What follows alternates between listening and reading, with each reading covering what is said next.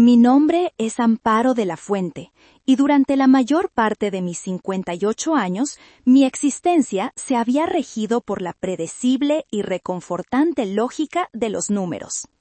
Como contadora principal, ahora jubilada, mi mundo era un universo de balances y asientos dobles, donde cada cifra tenía su lugar y cada cuenta cuadraba al final del día. Creía, con la ingenua arrogancia de una mujer que había vivido una vida ordenada, que las emociones humanas seguían una lógica similar, que el amor era un activo que generaba dividendos de felicidad y la traición una simple amortización, una pérdida que se registraba y se olvidaba. ¡Qué equivocada estaba! La auditoría más brutal de mi vida no llegó en forma de un libro de contabilidad desordenado, sino en la radiante y calculada sonrisa de mi nuera, Brenda, el día de la boda de mi único hijo. Una boda que yo, la madre invisible, había financiado con la totalidad de mis ahorros y en la que se me recompensó con el mejor asiento para contemplar mi propia aniquilación. Un lugar de honor en la mesa 15, un purgatorio de manteles menos blancos encajado entre el estruendo de la cocina y el discreto pero persistente murmullo de los sanitarios. La hacienda San Gabriel era un poema de cantera rosa y bugambillas sangrantes que se derramaban por los muros como cascadas de color. Bajo el sol generoso de Puebla, todo resplandecía, el césped recién cortado, las copas de cristal, los dientes blanqueados de los invitados. El aire era una sinfonía de olores caros, perfume francés, azares y esa fragancia particular que emana el dinero cuando se gasta sin remordimientos. Mi hijo, mi Leopoldo, era el centro de ese universo resplandeciente. Su traje de lino, de un color marfil que hacía juego con el vestido de Brenda, parecía tallado sobre su cuerpo. Brenda, a su lado, era la perfección encarnada, una estatua de encaje y seda, con una sonrisa que valía $1.000.000 y que, como descubriría más tarde, costaba mucho más. Al verlos, un nudo complejo de orgullo maternal y una punzante melancolía se instaló en mi garganta. Era el nudo que toda madre siente al entregar a un hijo, pero el mío era diferente. Estaba tejido con los hilos de un sacrificio que solo yo conocía, un sacrificio que estaba a punto de ser arrojado a la basura. Tras la ceremonia, emotiva y perfectamente coreografiada, los invitados se agolparon frente a un enorme espejo con caligrafía dorada que indicaba la distribución de las mesas. Busqué mi nombre con una mezcla de nerviosismo y expectación. Entonces, Brenda se materializó a mi lado, deslizándose entre la multitud con la gracia de una serpiente. «¡Suegrita, por aquí!», dijo, tomando mi brazo con una familiaridad que no sentí genuina. Su tacto era frío a pesar del calor de la tarde. «Le hemos guardado un lugar muy, muy especial». La seguí, mi corazón latiendo con una tonta esperanza. Imagine una silla en la larga mesa principal, adornada con cascadas de orquídeas blancas. O quizás en una mesa contigua, rodeada de los tíos y primos más queridos. La sonrisa de Brenda era mi guía a través del laberinto de la felicidad ajena. Pasamos la mesa de sus padres, Ricardo y Consuelo, que presidían la fiesta como monarcas en su corte. Me dedicaron una inclinación de cabeza casi imperceptible. Pasamos las mesas de los amigos de la universidad, vibrantes de risas y brindis. Seguimos caminando. El sonido de la orquesta se fue atenuando, reemplazado por un ruido más funcional, más prosaico. El tintineo metálico de los cubiertos siendo apilados por los meseros. Y entonces, en el rincón más oscuro y alejado del jardín principal, casi camuflada junto a una palmera de aspecto enfermizo, la vi, la mesa 15. Era una mesa paria, un islote de mediocridad en un océano de opulencia. El mantel, de un blanco dudoso, tenía una pequeña mancha de vino que alguien había intentado limpiar sin éxito. El centro de mesa era una versión raquítica y solitaria de los arreglos florales de las demás mesas. Su ubicación era una obra maestra de la humillación sutil. A su derecha, la puerta vaivén de la cocina, que se abría y cerraba en un lamento constante, escupiendo ráfagas de aire caliente, olor a aceite reutilizado y fragmentos de órdenes gritadas. A su izquierda, el discreto pero inconfundible corredor que llevaba a los sanitarios de caballeros y damas. «Aquí estamos», anunció Brenda, con un entusiasmo que era una bofetada. «Una ubicación privilegiada, no se perderá nada del movimiento». Me quedé de pie, paralizada, el aire escapándose de mis pulmones. El movimiento. El único movimiento que presenciaría sería el desfile incesante de meseros con charolas y el peregrinaje de invitados con las mejillas sonrojadas por el alcohol en busca de alivio. Busqué con desesperación la mirada de mi hijo.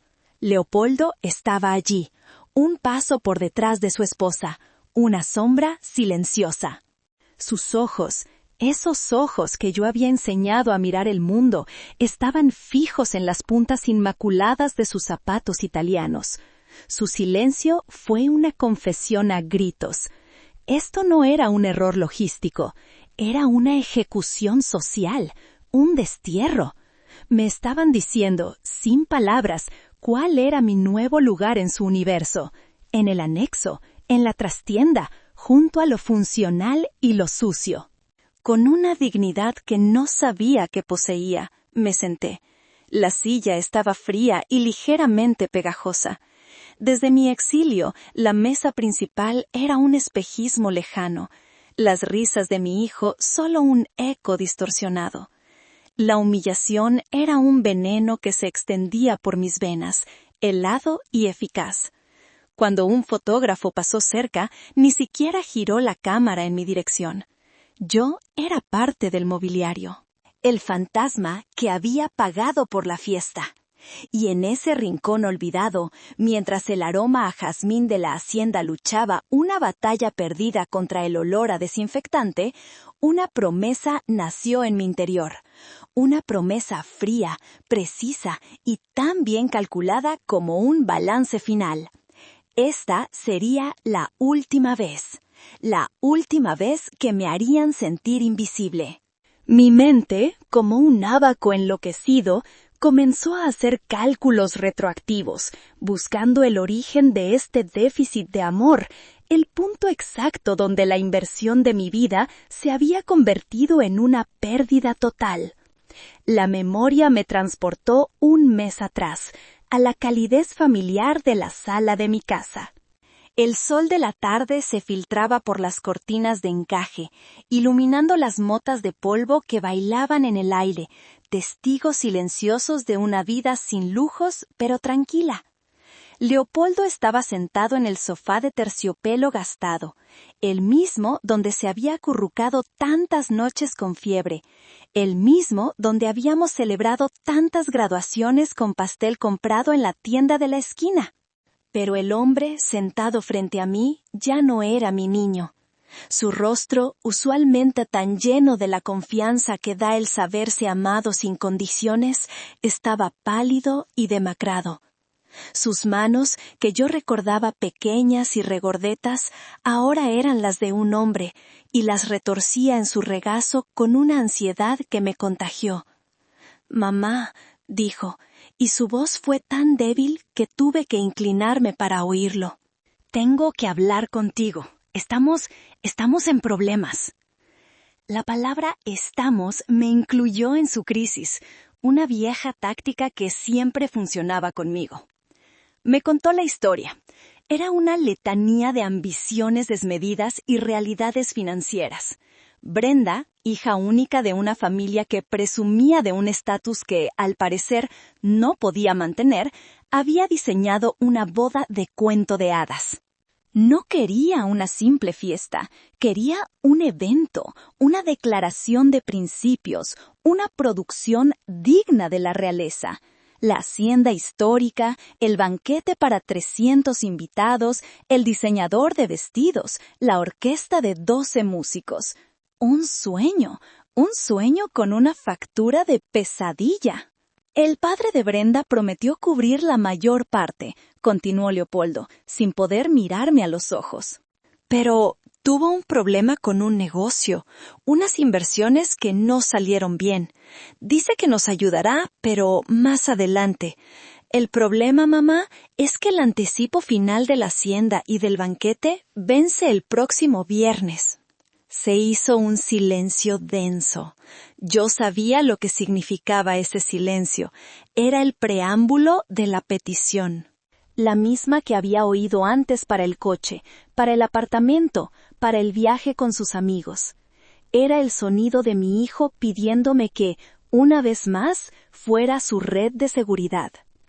Me entregó una hoja de papel doblada. Era un presupuesto detallado. La cifra final, impresa en negritas, parecía mirarme con descaro. Era una cantidad que a mí me había tomado toda una vida de trabajo disciplinado, de privaciones silenciosas, de posponer mis propios sueños para acumular. Era mi jubilación, era mi tranquilidad, era la promesa que le había hecho a mi Felipe en su lecho de muerte. No te preocupes por mí, estaré bien. Miré la cifra y luego miré a mi hijo. Vi en sus ojos el pánico del niño que teme haber roto el jarrón más caro de la casa. Y mi corazón de madre, ese órgano estúpido y traidor, hizo lo que siempre hacía, perdonar antes de que le pidieran perdón. Al día siguiente me puse mi mejor traje sastre y fui a la sucursal de mi banco. La gerente, una mujer amable que había supervisado mis cuentas por más de una década, me recibió en su oficina. Cuando le expliqué lo que quería hacer, liquidar mi fondo de inversión, su expresión profesional se transformó en una de genuina preocupación. ¿Está completamente segura, doña Amparo?, me preguntó en voz baja. Este es el patrimonio que ha construido con tanto esfuerzo. Es su futuro. Le mentí.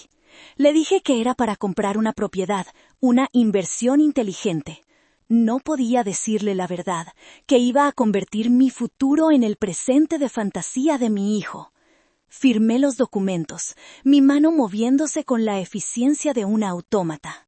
Salí del banco con un cheque de gerencia en mi bolso, un pedazo de papel que representaba 40 años de mi vida.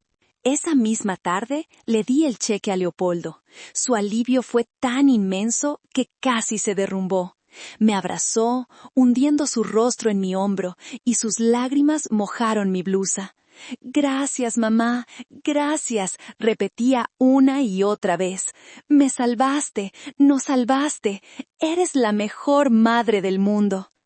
Y en ese momento de vulnerabilidad, henchida de un amor maternal ciego y estúpido, cometí mi error fatal. «Solo te pido una cosa, mi amor», le susurré, acariciando su cabello. «No le digas a Brenda de dónde vino el dinero. No quiero que se sienta incómoda o en deuda conmigo.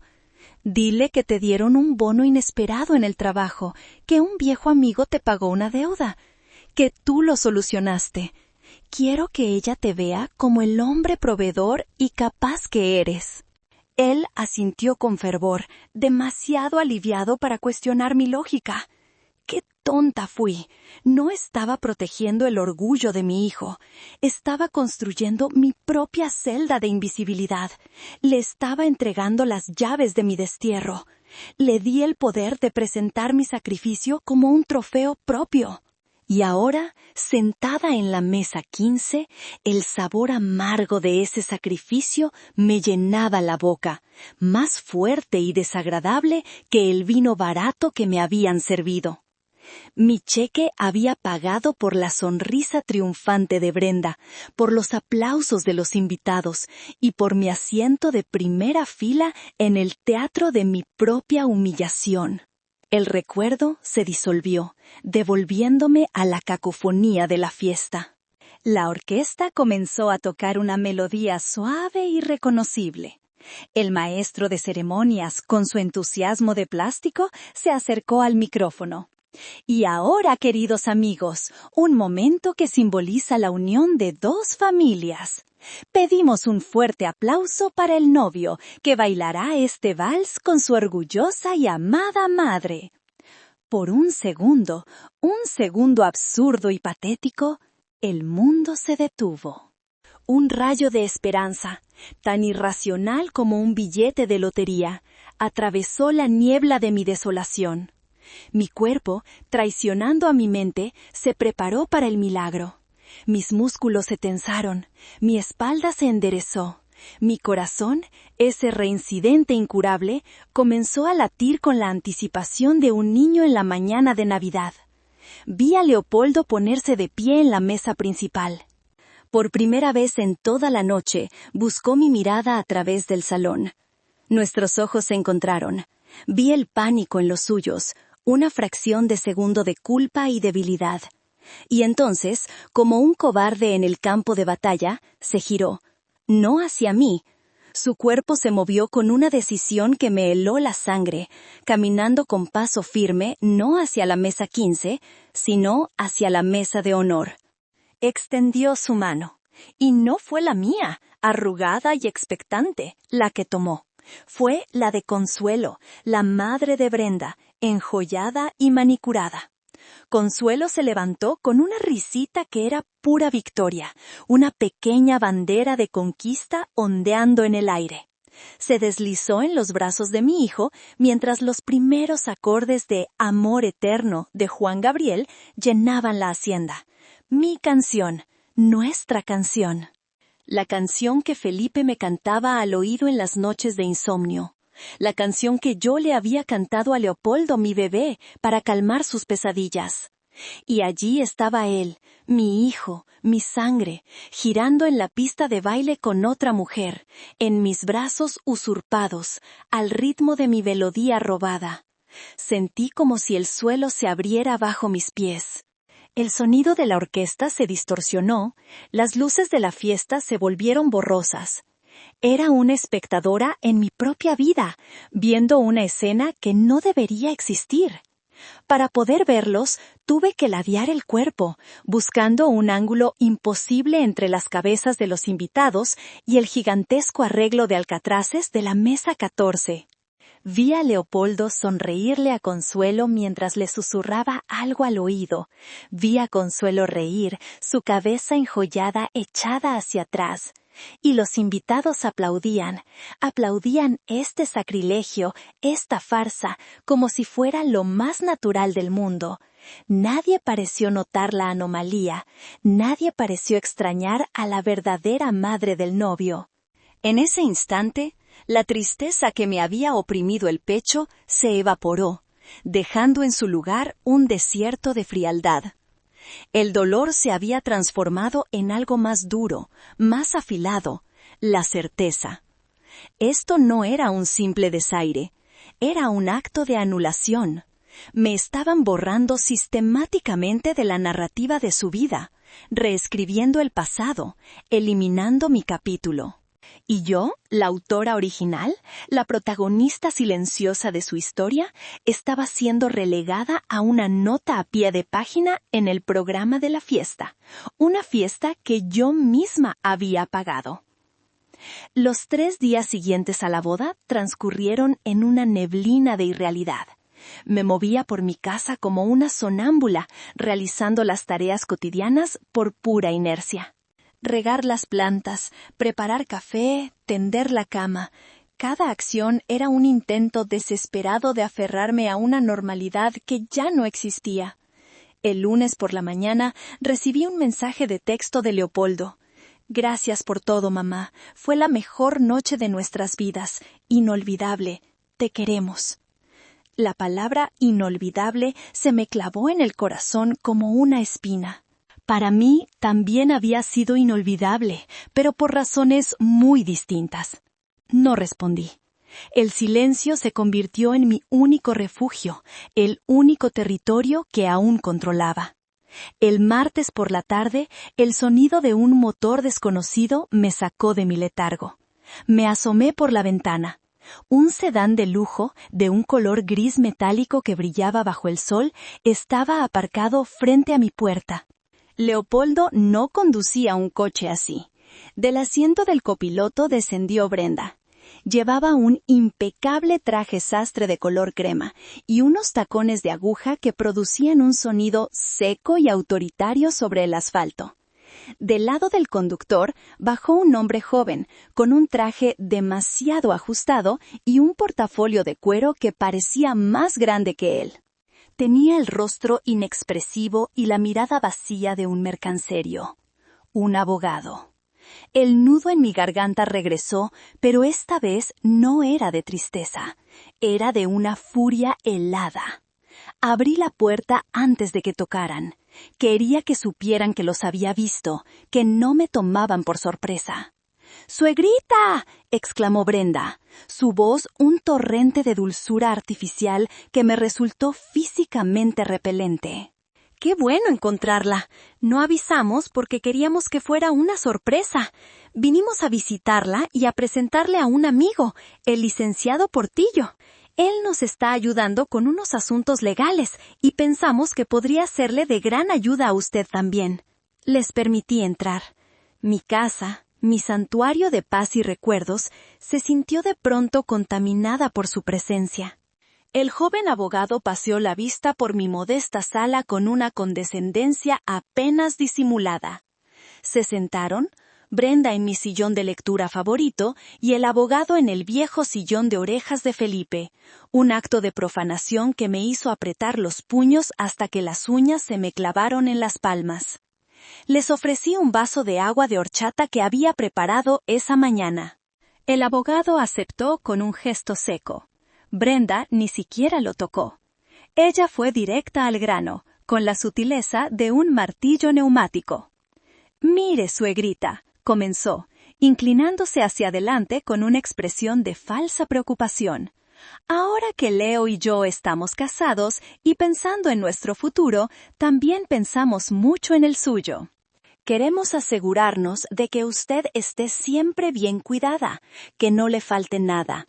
Sabemos que a cierta edad las cosas se pueden complicar, la memoria, los trámites».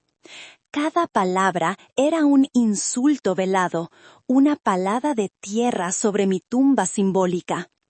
El licenciado Portillo abrió su portafolio con un chasquido que resonó en la sala.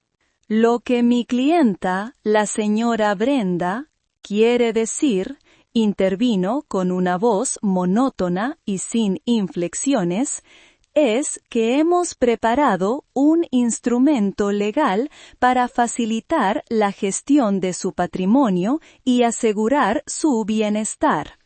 Me entregó una carpeta de cartón azul. La abrí. Mis manos no temblaban. Mis ojos, acostumbrados a leer la letra pequeña de los contratos más enrevesados, recorrieron las páginas. El título, en negritas y mayúsculas, me saltó a la cara. Poder notarial general, amplio, cumplido y sin limitación alguna, con carácter de irrevocable. Era una declaración de guerra, era una sentencia de muerte civil. Les estaba cediendo el derecho a vender mi casa, a vaciar mi cuenta de banco, a tomar decisiones médicas por mí, a contraer deudas a mi nombre. Les estaba entregando mi vida en una bandeja de plata. La humillación de la boda no había sido un fin, sino un medio. Era el ablandamiento previo a la estocada final. Querían mi dinero, sí, pero su ambición iba más allá. Querían mi identidad, mi autonomía, mi voz. Querían convertirme en una nota a pie de página en mi propia existencia, una pensionista senil bajo su cuidado. Levanté la vista del documento y los miré. Vi la sonrisa expectante de Brenda, la mirada vacía del abogado, y en mi mente vi la ausencia cobarde de mi hijo. Y en ese preciso instante, la mujer sumisa que se había sentado en la mesa 15, la madre que había llorado en silencio, murió para siempre. En su lugar nació otra persona, alguien que ellos no conocían, alguien que ni yo misma sabía que existía. Necesito mis lentes para leer bien esta cláusula, dije, y mi voz sonó sorprendentemente firme. La vista ya no es la que era. Era una mentira, por supuesto. Podía leer una cláusula a 2 metros de distancia. Era una táctica, un movimiento para ganar tiempo y espacio, para retirarme a mi cuartel general y planificar mi contraofensiva. Me levanté y caminé hacia mi habitación. Cada paso se sentía deliberado, pesado. No era la caminata de una mujer de 58 años cansada. Era la marcha de una generala dirigiéndose a su tienda de campaña antes de la batalla decisiva. Cerré la puerta de mi cuarto con un suave clic, un sonido que para mí significó el cierre de una etapa de mi vida. El silencio de la habitación me envolvió como un manto. Ignoré por completo el buró donde guardaba varios pares de lentes de lectura y me arrodillé, con un esfuerzo que no fue físico sino emocional, frente al viejo armario de cedro que había sido de mis abuelos. El aroma a madera vieja y a naftalina era el olor de mi infancia, de mi historia. En el fondo, debajo de una pila de manteles de lino que solo usaba en Navidad, estaba la caja. Una simple caja de metal de galletas Magma de los años 70, con la pintura desvaída y algunos rasguños. Para cualquier otra persona era un objeto sin valor.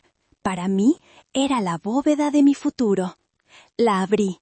La tapa protestó con un chirrido que era como un suspiro del pasado. Dentro, envuelto en un paño de terciopelo morado que había perdido su brillo, no había hilos ni dedales. Había 2 objetos. Una llave de bronce, pesada y ornamentada, de una caja de seguridad bancaria, y un sobre grueso, amarillento por el tiempo, sellado con un sello de lacre rojo con la inicial de Felipe. Rompí el sello. Mis manos, por primera vez ese día, temblaron ligeramente. La caligrafía de mi esposo, fuerte, angulosa e inconfundible, llenaba la página. Amparo mía, leí en un susurro. Mi valiente Amparo. Si estás leyendo esto, significa que ha llegado el día que siempre temí. El día en que el mundo te mostraría sus dientes, y alguien, probablemente alguien cercano, confundiría tu inmensa bondad con debilidad. No te enfades, mi amor, no llores, prepárate. Hice una pausa, respirando hondo. Durante todos nuestros años juntos, mientras tú, con tu prudencia de contadora experta, administrabas nuestro modesto hogar y hacías milagros con nuestro presupuesto, yo tomé riesgos que nunca te conté para no preocuparte. Compré terrenos en pedazos de selva de los que nadie había oído hablar. Invertí en ideas de jóvenes locos que parecían destinadas al fracaso. No lo hice por la emoción de la ganancia, sino por el miedo a la pérdida. El miedo a perderte a ti, a dejarte desprotegida. El dinero, Amparo, no da la felicidad, lo sabemos bien. Pero en un mundo que a menudo se hace el sordo, el dinero otorga una voz muy, muy clara. Continué leyendo. En la caja de seguridad que abre esta llave, en el Banco Nacional, encontrarás el fruto de todos esos riesgos. No es una herencia para que la malgastes, mi amor. Es una armadura forjada con amor y previsión. Póntela. No para que ataques, sino para que nadie, nunca más, pueda tocarte sin tu consentimiento. Para que tu voz no sea un susurro, sino un trueno. Sabrás exactamente cuándo y cómo usarla. Confío en tu juicio, en tu inteligencia y en tu fuerza, como siempre lo he hecho. Eres la mujer más fuerte que he conocido. Ahora, ve y demuéstraselo al mundo. Tuyo por toda la eternidad, Felipe. Cerré la carta. Las lágrimas que no había derramado en la boda, ni frente a Brenda, ahora corrían por mis mejillas. No eran lágrimas de tristeza, eran lágrimas de gratitud, de amor, de una fuerza renovada. Felipe no me había dejado sola, me había dejado un arsenal, me había dejado un plan de batalla, y yo estaba a punto de ejecutarlo con una precisión milimétrica. Regresé a la sala.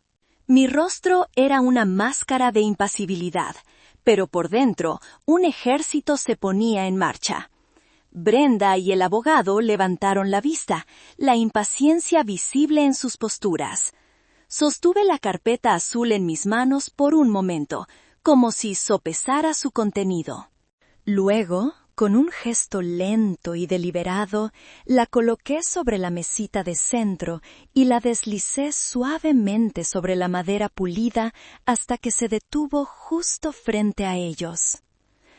«Es una propuesta muy generosa», dije, y mi voz sonaba diferente, más profunda, con un timbre metálico que nunca antes había tenido. Y les agradezco sinceramente la preocupación que demuestran por mi futuro y mi bienestar. La sonrisa de Brenda regresó, una mueca de triunfo que creyó definitiva. Pensó que la vieja había cedido, que la presión había funcionado. Sin embargo, continué, paladeando la palabra, sintiendo el poder que contenía. Durante mis 40 años de carrera como contadora principal, desarrollé una regla de oro, un principio inquebrantable. Nunca, bajo ninguna circunstancia, firmar un documento legal sin que mi propio asesor lo revise hasta la última coma. Es una vieja costumbre profesional, ya saben, una manía de la edad. La sonrisa de Brenda se desvaneció, reemplazada por una línea dura. «¿Su abogado?», repitió, y esta vez no hubo rastro de dulzura en su voz, solo acero. «¿Y quién es su abogado, si se puede saber?» «Un viejo amigo de la familia», respondí con una vaguedad calculada. «Un hombre muy meticuloso. Le haré llegar estos papeles mañana mismo, y tan pronto tenga su opinión, les comunicaré mi decisión. No se preocupen, no tardará mucho». El licenciado Portillo, cuyo instinto de supervivencia era claramente superior al de su clienta, se levantó de un salto. «Por supuesto, señora de la Fuente, es su derecho y, de hecho, es el proceder más prudente. Estaremos a la espera de su comunicación». Recogió su portafolio y prácticamente empujó a Brenda hacia la puerta. Ella me lanzó una última mirada, una mezcla de furia y frustración. No dijo nada más. El sonido de la puerta al cerrarse fue como el gong que anuncia el primer asalto. El portazo de su coche, al arrancar a toda velocidad, fue la confirmación. Estaban nerviosos, y la gente nerviosa comete errores. Me quedé sola en la quietud de mi sala. El silencio ya no era opresivo, sino expectante. Caminé hacia el teléfono antiguo que conservaba en una mesita. Descolgué el auricular. No necesité buscar en ninguna agenda. El número estaba grabado a fuego en mi memoria, una reliquia del pasado que estaba a punto de convertirse en la llave de mi futuro. Marqué los dígitos lentamente. Sonó 1, 2, 3 veces. Una voz joven y eficiente respondió. «Despacho Jurídico Velasco. Buenas tardes». «Buenas tardes», dije con calma. «Comuníqueme con el licenciado Anselmo Velasco, por favor. Dígale que llama Amparo de la Fuente».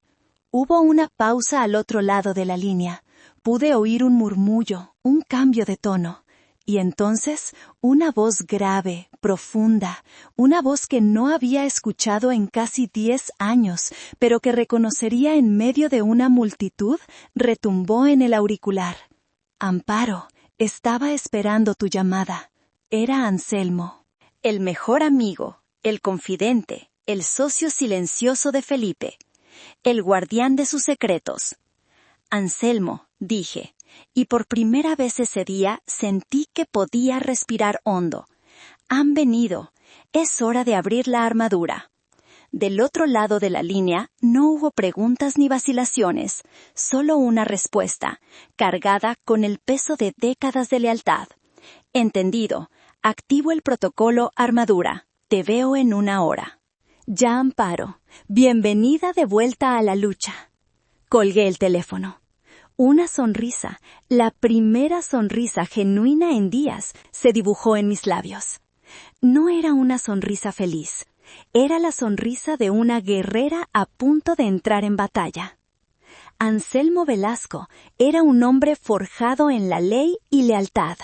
A sus 70 años, su mente era más afilada que la de cualquier joven abogado, y su presencia imponía un respeto inmediato. Llegó a mi casa en menos de 1 hora, puntual como un reloj suizo, con el mismo portafolio de cuero que yo recordaba de las cenas de Navidad de antaño. Nos sentamos en la mesa de mi comedor, un mueble robusto de roble que había sido testigo de incontables cenas familiares, tareas escolares y conversaciones trascendentales. Ahora se convertía en nuestra mesa de guerra. Le entregué la carpeta azul que Brenda me había dejado. Anselmo se puso sus lentes de media luna y le examinó con la concentración de un cirujano. Sus labios se fruncieron en una mueca de disgusto. Un poder general, amplio, cumplido e irrevocable. Leyó en voz alta, su voz grave resonando en la habitación. Esto no es un documento de cuidado, Amparo. Es una orden de ejecución civil. El trabajo de un aficionado con prisas o de un soberbio sin escrúpulos. Te quieren anular, despojarte de todo lo que es tuyo y de todo lo que eres. Con una paciencia infinita, me explicó las implicaciones legales. Con ese papel, Brenda y Leopoldo podrían vender mi casa mañana mismo y dejarme en la calle. Podrían vaciar hasta el último centavo de mi cuenta de pensiones. Podrían endeudarme de por vida. Me estaban pidiendo que les entregara las tijeras para que cortaran el hilo de mi propia existencia. Al día siguiente por la mañana, Anselmo pasó por mí. Fuimos juntos al imponente edificio del Banco Nacional en el centro histórico. El gerente de la sucursal, un hombre que había heredado el puesto de su padre, quien a su vez había sido amigo de Felipe, nos recibió con una deferencia que me resultó extraña. Nos condujo personalmente a la bóveda. El aire allí dentro era frío, denso, y olía a acero y a secretos bien guardados. Un empleado con guantes blancos extrajo de la pared una caja de metal larga y pesada, la número 777. La llevamos a un cubículo privado forrado de madera oscura y terciopelo verde. Anselmo introdujo su llave, yo la mía, y la caja se abrió con un chasquido satisfactorio. Y allí estaba, el verdadero legado de mi esposo. No era un tesoro deslumbrante de joyas y oro. Era algo mucho más valioso y poderoso. Un archivo impecable. Carpetas de diferentes colores, organizadas por orden alfabético y cronológico. Títulos de propiedad de vastas extensiones de tierra en lo que hoy era la Riviera Maya, compradas cuando solo eran selva y playas desiertas. Certificados de acciones de empresas de tecnología que Felipe había financiado cuando solo eran una idea en un garaje. Pólizas de fondos de inversión en paraísos fiscales, perfectamente legales y estructurados para maximizar el rendimiento. Era el trabajo de una mente brillante, paciente y visionaria. Anselmo sacó una pequeña libreta de piel y una calculadora. Comenzó a hacer anotaciones, a murmurar cifras. Yo observaba, fascinada y abrumada. Felipe y yo teníamos una reunión semestral para actualizar esto, me explicó sin levantar la vista. La última fue una semana antes de su accidente. Hice una valoración preliminar para su testamento, pero me pidió que no te revelara las cifras exactas. Dijo que te daría la sorpresa cuando se jubilara. Suspiró. Desde entonces, Amparo, gracias a la diversificación y al crecimiento exponencial de la zona turística, el patrimonio no solo se ha mantenido, se ha multiplicado de una forma que ni él mismo hubiera soñado. Finalmente, dejó la calculadora y escribió una cifra en la libreta. Le dio la vuelta y me la mostró. $85 millones. La cifra bailaba ante mis ojos. 85,000 millones. Tuve que sentarme. Yo, Amparo de la Fuente, la mujer que reutilizaba las bolsitas de té y que iba al mercado a pie para ahorrar en gasolina, era una multimillonaria. La ironía era tan grande, tan abrumadora, que una risa seca escapó de mis labios. No era una viuda desvalida y a punto de ser despojada. Era un acorazado, y mis enemigos acababan de intentar hundirme con una pistola de agua. La llamada de Leopoldo, la que sabía que llegaría, entró esa misma noche. Su voz, despojada de cualquier pretensión de cariño, era afilada y exigente. «¿Y bien, mamá? ¿Qué pasó? ¿Ya hablaste con ese supuesto abogado tuyo?», preguntó, cargando la palabra supuesto con todo el desdén del que fue capaz. «Sí, Leopoldo. Ya hablé con él», respondí. Mi voz era un remanso de calma en comparación con su torbellino de impaciencia. «¿Y qué? ¿Qué te dijo ese viejo? ¿Vas a firmar de una vez o no? Brenda está furiosa. Dice que es una falta de respeto, que no confías en tu propio hijo, después de todo lo que hemos hecho por ti, de la boda tan maravillosa que te ofrecimos». Esa fue la frase, la gota que colmó el vaso. ¿La boda que me ofrecieron? La boda que yo había pagado con el sudor de mi frente y que ellos habían usado para humillarme. La rabia, una rabia blanca, pura y helada, me recorrió por completo, pero mi voz no flaqueó. «Anselmo me aconsejó no firmar, Leopoldo. Dijo que el documento es inapropiado». Leopoldo soltó una carcajada, un sonido feo, carento de alegría. «¡Claro que dijo eso! Es un abogado. Viven de crear problemas donde no los hay para cobrar sus honorarios. Es un simple papel, mamá, un trámite. ¿Por qué tienes que ser tan dramática, tan complicada siempre? Estás arruinando las cosas, estás arruinándolo todo». Y sin más, colgó. El clic del teléfono fue como el eco final de una puerta cerrándose para siempre. En ese momento, la guerrera que había nacido en mí dio un paso atrás, dejando espacio a la madre que había sido durante 30 años. El dolor, un dolor agudo y profundo, me atravesó. No era por la traición, ni por el dinero, era por él, por el niño que había criado. Caminé como si mis pies tuvieran memoria propia hasta la habitación que había sido suya. La mantenía casi como la había dejado, un museo de su infancia y adolescencia. En la pared, sus trofeos de natación. En la estantería, sus libros de la universidad con las esquinas dobladas. Abrí el baúl de madera que guardaba al pie de la cama y saqué el primer álbum de fotos. En la primera página, una foto mía, mucho más joven, sosteniendo en brazos a un bebé regordete y sonriente. Leopoldo. Pasé las páginas de colegio, con el uniforme demasiado grande. Su primera bicicleta, sin las ruedas de apoyo. Su graduación, con el birrete torcido y una sonrisa de oreja a oreja.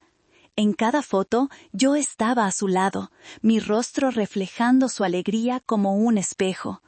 Me senté en el suelo frío de la habitación, abracé el álbum contra mi pecho y lloré. Lloré con la desesperación de quien ha perdido lo más valioso. Lloré por el niño de las fotos, por su risa, por su confianza, por el amor incondicional que un día nos tuvimos.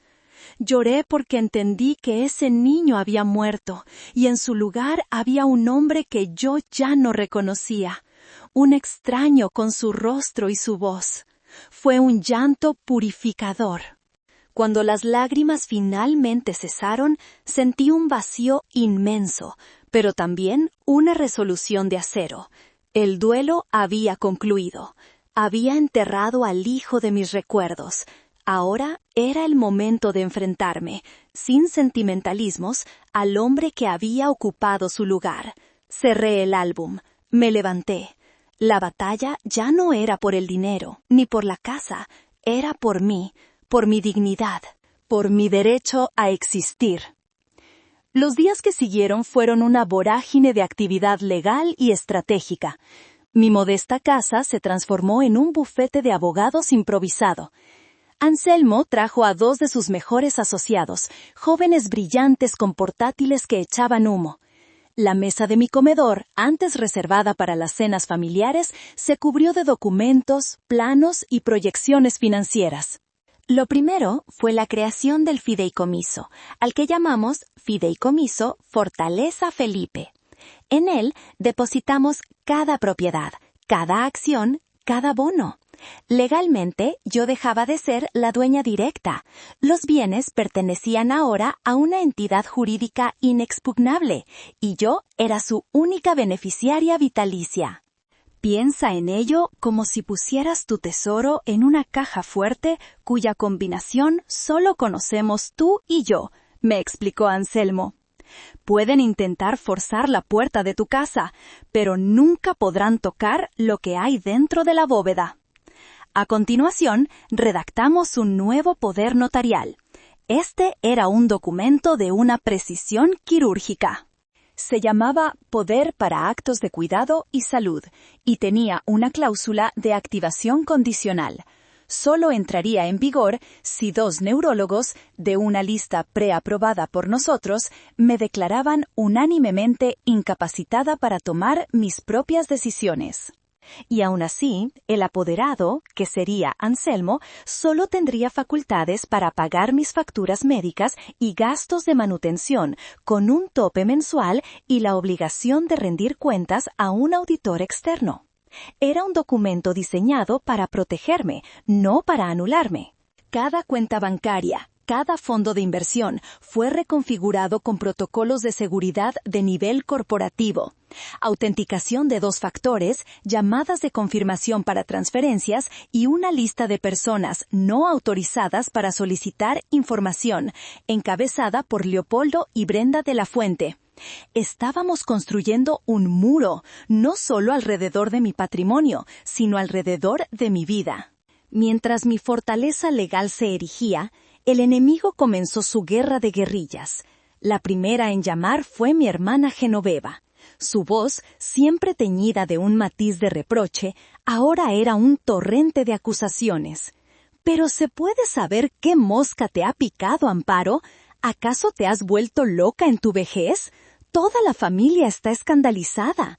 Brenda me llamó llorando. Dice que la tratas como a una ladrona, que estás saboteando su matrimonio. Es la esposa de tu único hijo, por el amor de Dios. Deja de ser tan terca y haz las paces. La ropa sucia se lava en casa. La familia es lo primero. No discutí, no me defendí, simplemente respondí con una frialdad que la dejó helada. La familia no intenta dejarte en la calle, Genoveva. Y mi ropa está perfectamente limpia. Y colgué. Después de mi hermana, vino la artillería ligera. Mensajes de primos lejanos que nunca llamaban, de viejas amigas de la familia, todos repitiendo el mismo guión. Amparo, recapacita. Estás siendo muy dura. Los jóvenes cometen errores. Eran los monos voladores, como los había bautizado Anselmo, con una sonrisa irónica, enviados por la bruja del cuento para hacer el trabajo de desgaste emocional. Leí cada mensaje, escuché cada recado, y con cada palabra mi resolución se volvía más dura, más inflexible. Se estaban equivocando de estrategia. No estaban apelando a mi corazón de madre, estaban fortaleciendo mi voluntad de guerrera. El punto de inflexión, el momento en que nuestra estrategia defensiva se convirtió en un plan de ataque, llegó en un lugar tan mundano como una cafetería. Anselmo me había insistido en que saliera, que no me encerrara en casa. Fui a la parroquia, un café tradicional del centro, buscando el consuelo de un lechero y un pan dulce. Me senté en un reservado junto a la ventana. En la mesa de al lado, separada solo por una mampara de cristal esmerilado, una voz familiar y estridente me hizo detenerme con la taza a medio camino. Era Brenda. Hablaba por teléfono, su voz una mezcla de euforia y conspiración. Sí, te lo juro, es la oportunidad de nuestras vidas, decía. Un desarrollo de hoteles boutique en la zona de Angelópolis. Se llama El Sueño. Es lo más exclusivo de Puebla. Papá está negociando para entrar como socio inversor principal, pero necesita una inyección de capital fuerte y rápida. Si consigo que la vieja amargada de mi suegra firme de una vez, podremos entrar con una participación que nos hará intocables. Hubo una pausa. Yo contenía la respiración. No te preocupes. Leopoldo es un inútil, pero para esto me sirve. La tiene casi en el bote. Es cuestión de aplicar un poco más de presión familiar. Al final, esa mujer siempre cede. Es su función en la vida. Y entonces soltó la frase que se convirtió en su sentencia. «Es que no lo entiendes», le dijo a su interlocutora con un siseo de desesperación. «Si papá no consigue cerrar este trato, estamos acabados, hasta el cuello de deudas». La boda nos dejó en la ruina. Esa vieja es nuestra única tabla de salvación. Dejé el dinero del café sobre la mesa y salí a la calle. El aire fresco me golpeó la cara. Ya no sentía rabia. Sentía una claridad absoluta, una epifanía estratégica. No solo querían mi dinero para vivir mejor, lo necesitaban para sobrevivir. Estaban desesperados. Y la desesperación, como la soberbia, era una debilidad que yo podía y debía explotar. Saqué mi teléfono y marqué el número de Anselmo. «Anselmo», le dije, «tengo el objetivo. Se llama El Sueño, y vamos a convertirlo en su peor pesadilla». Esa misma tarde, el despacho de Anselmo se convirtió en el nexo de una operación financiera de alto nivel. Me sentí como la protagonista de una película de espías. Anselmo movilizó a su equipo de derecho corporativo. Contratamos a una firma de investigación privada para que desentrañara hasta el último detalle de las finanzas de Ricardo, el padre de Brenda, y de la empresa desarrolladora del proyecto El Sueño. Los resultados confirmaron lo que habíamos sospechado. Ricardo estaba apalancado hasta el límite. Sus negocios eran un castillo de naipes a punto de derrumbarse. La empresa desarrolladora, por su parte, tenía problemas de liquidez y estaba buscando un inversor ángel que salvara el proyecto. Ricardo les había hecho una oferta, pero condicionada a conseguir fondos que no tenía. Estaban en un punto muerto, un punto de máxima vulnerabilidad. Nuestro plan era de una simplicidad brutal. No íbamos a competir con la oferta de Ricardo. Íbamos a comprar la empresa entera. Anselmo, a través de una de las sociedades de inversión que Felipe había creado en el extranjero, una entidad con un nombre deliberadamente anónimo, preparó una oferta de adquisición hostil. Una oferta totalmente en efectivo, un 20% por encima del valor de mercado de la empresa. Una oferta que los dueños, acosados por las deudas, no podrían rechazar. Mientras los engranajes de esta compleja maquinaria financiera se ponían en marcha en el más absoluto secreto, yo me preparaba para el acto final de la obra de teatro. La llamada de Brenda llegó un martes por la tarde. Su voz, después de días de silencio, volvía a ser un almíbar empalagoso, una melodía falsa que ya no me engañaba. «Suegrita, qué pena que hayamos estado tan distanciadas, con todo el estrés de los recién casados», comenzó con su sarta de excusas. «Precisamente por eso, mis padres van a organizar una cena este sábado, algo muy íntimo, solo la familia más cercana. Queremos que vengas, por favor. para que hablemos con calma, para que veas que nuestras intenciones siempre han sido las mejores, para que volvamos a ser la familia que sé que podemos ser. La invitación era tan transparente que resultaba casi insultante. Era su último movimiento, su jugada desesperada. Una emboscada en su propio territorio, rodeada de sus aliados, donde intentarían acorralarme emocionalmente para que firmara. Era el escenario perfecto, el que ellos habían elegido para mi rendición, sería el que yo usaría para su aniquilación. «Claro que sí, Brenda, mi amor», respondí, mi voz sonando tan dulce y frágil como ellos esperaban. «Me encantaría ir».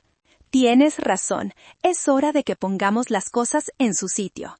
Colgué el teléfono y me permití una pequeña y fría sonrisa. Estaba de acuerdo, era hora de poner las cosas en su sitio. Pero el sitio que yo tenía reservado para ellos no estaba en ningún testamento. Estaba en la primera fila del fracaso. Iba a ir a su cena, sí, pero no iba como la suegra dócil y manejable. Iba como el ángel exterminador. La noche del sábado me preparé para la cena como una actriz preparándose para el papel de su vida. Mi vestuario fue una elección calculada. Descarté los vestidos de colores y las pocas joyas que tenía. Elegí un traje de falda y chaqueta de un gris perla, de corte impecable pero de una austeridad monacal. No quería distraerlos con adornos.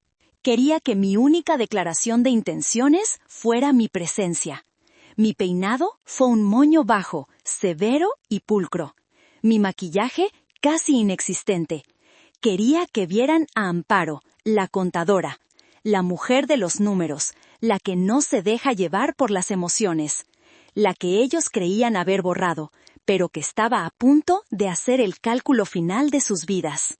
Cuando llegué a la mansión de los padres de Brenda en la Vista Country Club, el mayordomo me abrió la puerta con una reverencia. La casa era un monumento al mal gusto del nuevo rico. Mármol por todas partes, columnas dóricas falsas y cuadros abstractos que claramente habían sido comprados por metro cuadrado para combinar con los sofás. Me recibieron con una efusividad que olía a desesperación. Ricardo, con su camisa abierta mostrando un medallón de oro, me dio un abrazo de oso. Consuelo, embutida en un vestido de seda brillante, me besó en ambas mejillas. Brenda y Leopoldo completaron el comité de bienvenida con sonrisas que no llegaban a sus ojos. La cena fue una representación teatral del más alto nivel. Me sentaron en el lugar de honor a la derecha de Ricardo. El vino era francés, la comida pretendía ser de autor, y la conversación giraba en torno a un único tema, el dinero. Ricardo pontificaba sobre sus supuestos éxitos, sobre la importancia de tener visión de futuro, sobre cómo las viejas formas de pensar solo llevan al estancamiento. Cada frase era una flecha envenenada dirigida a mí. Mi hermana Genoveva, también invitada, asentía a todo con la cabeza, lanzándome miradas que mezclaban la pena y el reproche. Yo permanecí en silencio, comiendo poco, bebiendo solo agua, asintiendo cortésmente. Les dejé hablar, les dejé construir su propia pira funeraria. Finalmente, con las tazas de café sobre la mesa, Ricardo se aclaró la garganta, se puso de pie y levantó su copa. El momento había llegado.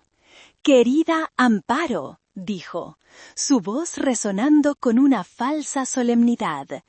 «Esta cena es para honrarte, para decirte que te queremos y nos preocupamos por ti.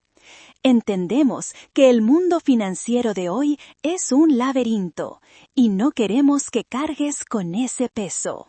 Brenda, con la precisión de una actriz consumada, deslizó una carpeta de cuero sobre la mesa, mucho más elegante que la anterior. «Por eso hemos hecho esto más sencillo», dijo. Es solo una autorización, mamá, para que Ricardo, con su experiencia, pueda ayudarte a que tu patrimonio crezca, para asegurar tu futuro y el nuestro. Es un acto de amor. Todos me miraban. La presión en la sala era palpable. Esperaban mi firma, mi capitulación. Tomé un sorbo de agua, mis movimientos lentos, deliberados. Y justo en ese preciso instante, como si un director de escena celestial hubiera dado la señal, sonó el timbre. Un timbre largo, insistente. El mayordomo, visiblemente confundido, fue a abrir la puerta principal.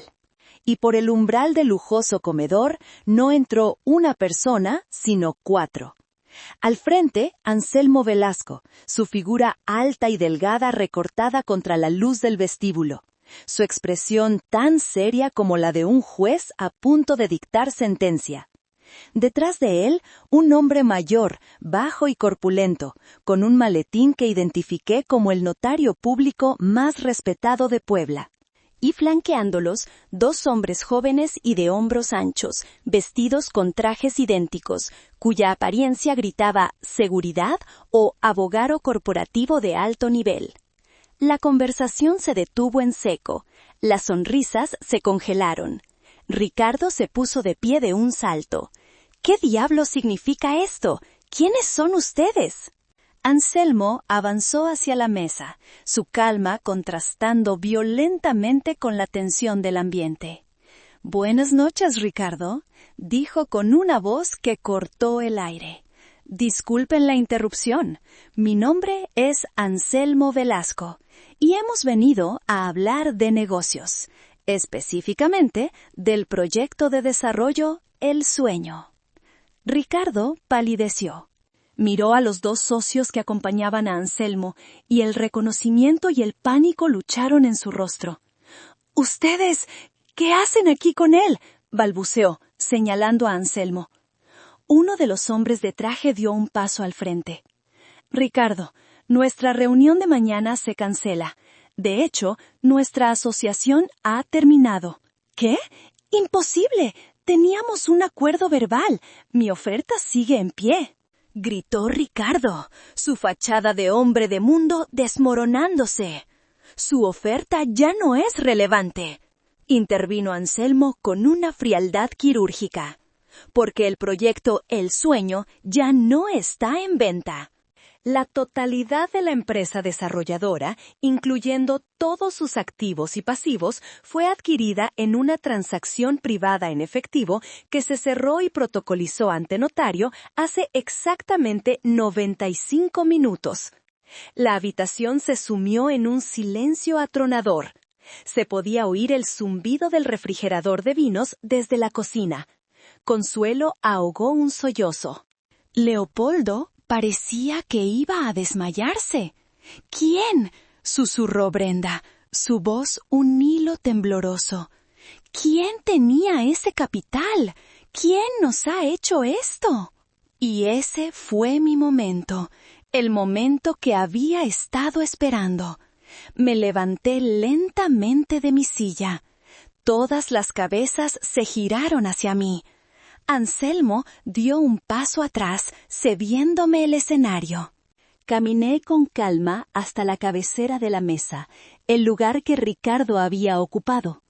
Puse mis manos sobre el respaldo de la silla y miré, una por una, las caras atónitas de mis verdugos. «La capitalista misteriosa que ha comprado la empresa», dije, y mi voz sonó clara y fuerte, sin un ápice de duda. «Y que, por consiguiente, es ahora la jefa de los socios que tanto anhelabas, Ricardo. Soy yo». El notario público, a una señal de Anselmo, abrió su maletín y depositó sobre la mesa una pila de documentos encuadernados en cuero, con sellos y listones rojos. El acta constitutiva de la nueva empresa, con mi nombre, Amparo de la Fuente, como presidenta del Consejo de Administración. El efecto fue devastador. Ricardo se desplomó en su silla, su rostro del color de la cera. Consuelo empezó a llorar abiertamente. Leopoldo solo me miraba, su boca abierta en una "oh" silenciosa de puro horror. Pero mis ojos estaban fijos en Brenda. Su hermoso rostro estaba contraído en una máscara de incredulidad y odio. Me acerqué a ella, mi sombra proyectándose sobre su figura encogida. «Brenda», dije, mi voz ahora un susurro que era más aterrador que un grito. «Tú me asignaste un lugar en la boda, un lugar junto a los baños. Te lo agradezco. Fue una lección muy educativa sobre el valor que me dabas». Me incliné hasta que nuestros rostros estuvieron a centímetros de distancia. Así que yo decidí darte una leonción a ti. Compré este proyecto, tu sueño, tu tabla de salvación, para enseñarte cuál es tu verdadero lugar.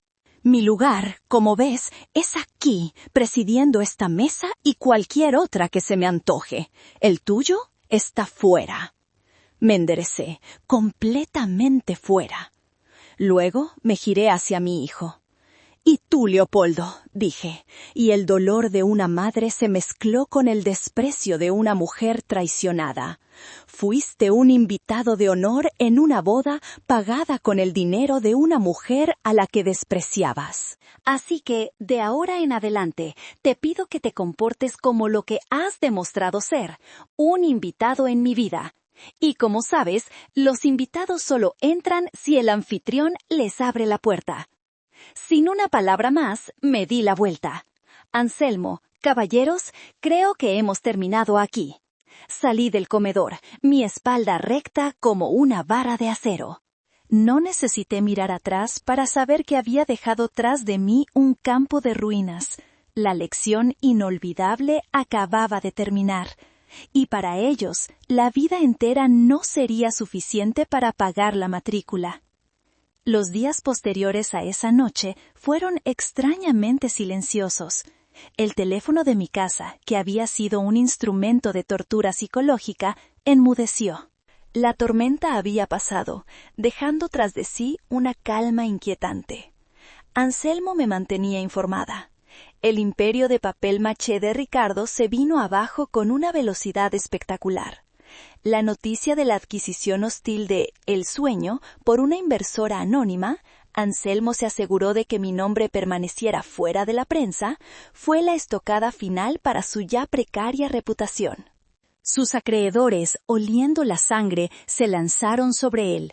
Perdió la mansión, los coches de lujo, la membresía del club de campo. Se vieron obligados a mudarse a un apartamento de 3 habitaciones en una zona mucho menos glamurosa de la ciudad, un castigo mucho más doloroso para ellos que la propia pérdida económica. El matrimonio de Leopoldo y Brenda, una alianza de conveniencia y ambición, se disolvió en un torbellino de recriminaciones mutuas. Brenda lo culpaba por no haber sabido manejar a su madre. Él la culpaba por su codicia y su soberbia. Según supe más tarde, ella se fue de la ciudad, de vuelta a la casa de unos parientes en otra provincia, dejando tras de sí una estela de deudas y un marido destrozado. Leopoldo fue el único que intentó romper el cerco de silencio. Al principio, fueron mensajes de texto largos y erráticos, una mezcla incoherente de disculpas, justificaciones y reproches. «Mamá, perdóname, yo no quería. Brenda me presionó. ¿Cómo pudiste hacernos esto? Somos tu familia». Borré cada mensaje sin leerlo por completo. Luego pasó a los mensajes de voz. Su voz, quebrada por el llanto, suplicando, rogando. «Mamá, por favor, contéstame. Necesito hablar contigo. Estoy solo. Lo he perdido todo». Delegué en Anselmo la tarea de escucharlos. Mi corazón, aunque blindado, todavía tenía puntos vulnerables, y no podía arriesgarme a que la lástima saboteara mi resolución. Finalmente, comenzó a aparecerse frente al edificio donde yo había comprado mi nuevo hogar. No se atrevía a entrar. Se quedaba en la acera de enfrente, a veces durante horas, solo mirando hacia mi ventana, una figura solitaria y patética. Lo observaba a través de las cortinas, y lo que sentía ya no era rabia, sino un cansancio profundo, una tristeza infinita por el hombre en que se había convertido mi hijo. Fue Anselmo quien me propuso el siguiente paso. No puedes vivir así, Amparo, mirando por encima del hombro, y él no puede seguir en este limbo. Necesita un camino, sea cual sea. Pon tus condiciones. Dale una oportunidad, no de volver, sino de reconstruirse. Si la toma, sabrás que hay algo que salvar. Si no, podrás cerrar este capítulo para siempre. Tenía razón. A través de Anselmo le hice llegar mis términos. No eran una negociación, eran un ultimátum. Primero, el divorcio legal y definitivo de Brenda. Segundo, conseguir un trabajo estable, por méritos propios, sin recurrir a ninguno de mis contactos ni a la influencia del apellido de su padre. Tercero, ser completamente autosuficiente económicamente durante un año completo, pagando su propio alquiler y sus propios gastos. Cuarto, y el más importante, iniciar un proceso de terapia psicológica con un profesional de mi elección para confrontar sus debilidades, su falta de carácter y su cobardía. Si cumplía estas 4 condiciones al pie de la letra durante 12 meses, y solo entonces, yo consideraría la posibilidad de sentarme a tomar un café con él. Mientras Leopoldo comenzaba su largo y arduo purgatorio, yo comencé mi renacimiento. Vendí la casita de toda la vida, un lugar que amaba pero que estaba impregnado de demasiados fantasmas. Me instalé en un espectacular penthouse en el corazón de la ciudad. Las paredes de cristal me ofrecían una vista panorámica de las cúpulas de Talavera de Puebla, un recordatorio constante de la belleza y la resiliencia. Con la guía de Anselmo y un equipo de asesores financieros, me sumergí en la gestión del patrimonio de Felipe.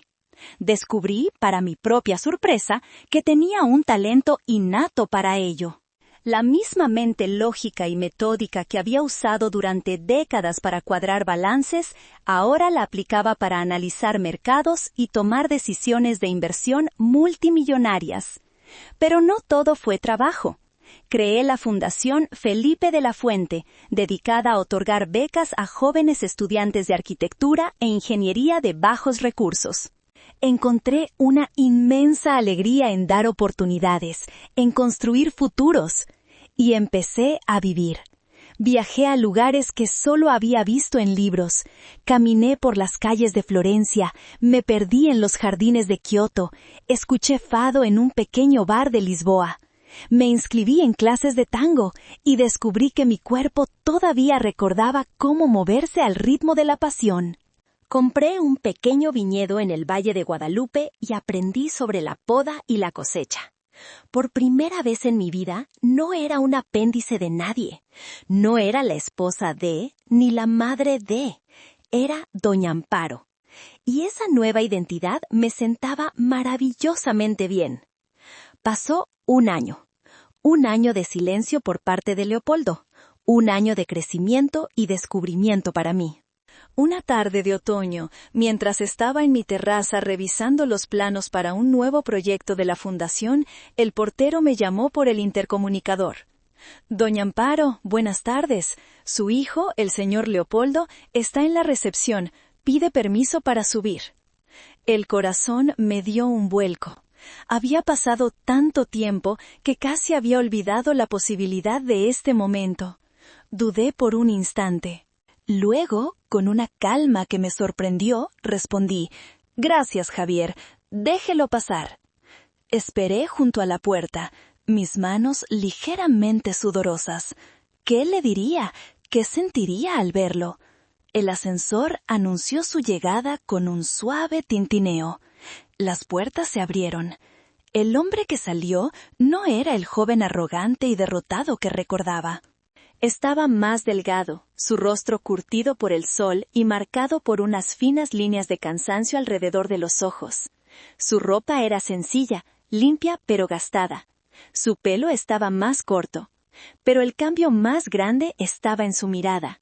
Ya no había rastro de la soberbia ni de la autocompasión. Había una calma, una seriedad, una madurez que nunca antes le había visto. No dijo hola, no sonrió. Simplemente caminó hacia mí y extendió su mano. En su mano no había un regalo de paz ni un ramo de flores. Había una carpeta de plástico transparente. Dentro pude ver una pila de papeles.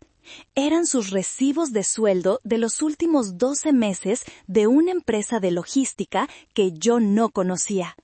Eran los recibos del alquiler de un pequeño apartamento en una colonia obrera.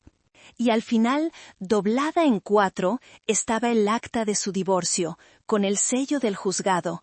Había cumplido cada una de mis condiciones. Sin decir una palabra, lo dejé pasar. Se quedó de pie en medio de mi inmensa sala de estar, observando las obras de arte, los muebles de diseño, la vista panorámica de la ciudad. Parecía un extraño en un planeta desconocido. «Es un lugar muy bonito, mamá», dijo finalmente, su voz más grave de lo que recordaba. «Gracias», fue todo lo que pude responder. «¿Quieres un café?», asintió. Nos sentamos en la terraza, en un silencio que ya no era tenso, sino contemplativo. El sol de la tarde comenzaba a descender, pintando el cielo de tonos anaranjados y violetas. «Lo siento», dijo de repente, mirando la taza entre sus manos. «Sé que esas palabras ya no significan mucho, pero necesito decirlas. Lo siento de verdad. No hay un solo día en que no me avergüence de lo que hice, de lo que permití que pasara. Fui un cobarde, mamá, un egoísta y un cobarde. Dejé que la ambición de otros y la mía propia me convirtieron en un monstruo. Y te perdí. Y lo merecía». Dejé que las palabras salieran, que llenaran el espacio entre nosotros. Eran palabras que necesitaba oír, pero, más importante, eran palabras que él necesitaba decir. Cuando terminó, se quedó en silencio, esperando mi juicio, mi absolución o mi condena. Terminamos nuestro café.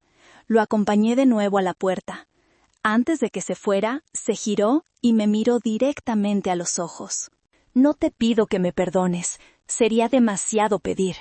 Y no te pido dinero ni nada material.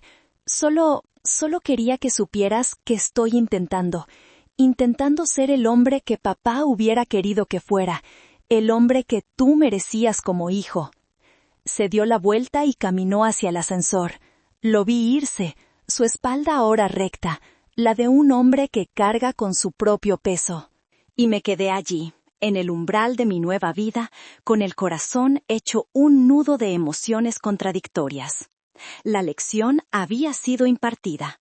El alumno parecía haber aprendido. Pero la maestra, la madre, la mujer que había renacido de las cenizas de la traición, no estaba segura de cómo calificar el examen final. No sabía si la reconstrucción de un hombre valía la demolición de un hijo. Y aquí estoy ahora, contándoles mi historia desde mi terraza, con una segunda taza de café en la mano. A veces, por las mañanas, preparo 2 tazas, una para mí y otra que coloco en el lugar vacío de la mesa, donde mi Felipe se habría sentado. Le cuento de mis días, de los proyectos de la fundación, de cómo los viñedos prometen una buena cosecha. Y a veces le pregunto en silencio qué debo hacer con Leopoldo. Él sigue llamando, una vez por semana. Nunca pide nada, solo conversa. Me cuenta de su trabajo, de un pequeño ascenso que consiguió, de un libro que está leyendo. Es como conocer a un extraño Cortés que tiene la voz de mi hijo. Después de la lección inolvidable que le di, está intentando, con una tenacidad que nunca le conocí, encontrar su camino de regreso, a sí mismo y quizás a mí. Pero yo me pregunto, ¿debo darle una oportunidad? ¿Debo abrirle de nuevo la puerta de mi vida, no solo la de mi casa? O hay humillaciones, hay traiciones que, aunque se perdonen, dejan una cicatriz tan profunda, tan dolorosa, que es mejor no volver a tocarla. La mujer que fui, la Amparo que crió a ese niño, le abriría los brazos y lloraría de alegría. Pero, doña Amparo, la mujer que soy ahora, la que se sienta en la cabecera de la mesa y firma cheques de 7 cifras, sabe que cada decisión tiene un costo, un riesgo y un beneficio. Y me pregunto, ¿cuál es el verdadero precio de una segunda oportunidad? No tengo la respuesta. Tal vez ustedes, que han escuchado mi historia, sí la tengan. ¿Ustedes qué harían en mi lugar?